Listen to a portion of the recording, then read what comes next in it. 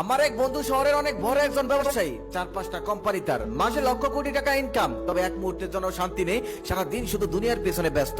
একদিন তার অফিসে বসে আমরা 4-5 জন বন্ধু মিলে আড্ডা দিচ্ছিলাম। ঠিক সেই সময় তার একজন ওয়ার্কার এসে তার কাছে ইনিয়ে বিনিয়ে কিছু টাকা চাইলেন আর বললেন আমি খুব অভাবী। তখন আমার বন্ধু বলল, যদি অভাবের কথাই বলতে হয় তাহলে এই কোম্পানিতে আমার থেকে বড় অভাবী আর কেউ নেই। এই কথাটা শুনে আমরা অবাক হলাম। লোকটা চলে যাওয়ার পর তাকে জিজ্ঞেস করলাম, কিরে, আমাদের 4-5 জনের যা আছে আলহামদুলিল্লাহ তার থেকে 10 গুণ বেশি সম্পদ তোর, তুই কিভাবে অভাবী হলি? তখন সে বলে, তাহলে তাদেরকে একটা গল্প শোনাই, সেই গল্পটা শুনলেই আমার অভাবের রহস্যটা তারা বুঝতে পারবি। তিনি বলেন, এক শহরে বিশাল বড় একজন ব্যবসায়ী ছিল, তার সবই ছিল, তবে ছিল না শুধু শান্তি। এক মুহূর্তের জন্য শান্তি পেত না, মাথার চুল উঠে যাচ্ছিল, ঘুমাতে পারছিল না। সে একদিন খেয়াল করে দেখলো তার অফিসের পিয়ন কাজ করে আর গুনগুন করে গান গায়। তারপর সে ডাক দিয়ে বলল, আচ্ছা, এই যে তুমি সারাদিন কাজ করো আর গুনগুন করে গান গাও, তোমার মনে কি অনেক সুখ? তোমার মনে কি কোনো দুঃখ নেই, কোনো হতাশা নেই? তখন পিয়ন বলে, কেন হতাশা থাকবে স্যার, আপনি যা বেতন দেন তা দিয়ে আলহামদুলিল্লাহ আমার খুব ভালো চলে যায়, আমার কোনো দুঃখ কষ্ট নেই। এই কথা শুনে তো ব্যবসায়ী আরো টেনশনে পড়ে গেল। তারপর ম্যানেজারকে ডাক দিয়ে বলল, দেখো, আমি লক্ষ কোটি টাকা ইনকাম করি,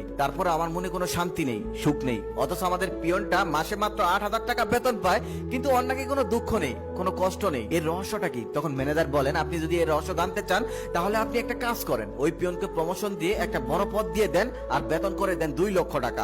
ব্যবসায়ী তখন তাকে বড় একটি পদ দিয়ে দিল আর 2 লক্ষ টাকা দিয়ে দিল। পিয়ন তো মহা খুশি। পিয়ন থেকে সে অনেক বড় একজন অফিসার হয়ে গেল, বাড়ির সবাই অনেক খুশি, এখন সে অনেক টাকা পাবে। প্রথমেই সে তার টিনের ঘরটা পরিবর্তন করে একটা আভিজাত এলাকায় অনেক বড় একটি ফ্ল্যাট নিয়ে নিল, কারণ এখন তো সে অফিসার, এখন তো আর টিনের ঘরে থাকা যাবে না। কলিগরা কি বলবে? নতুন বাসায় গিয়ে দেখলো আশেপাশে সবাই নামি দামি স্কুলে তাদের সন্তানদেরকে পড়ায়। তারপর সে তার সন্তানকে সেই পুরনো স্কুল থেকে এনে একটা ভালো স্কুলে ভর্তি করে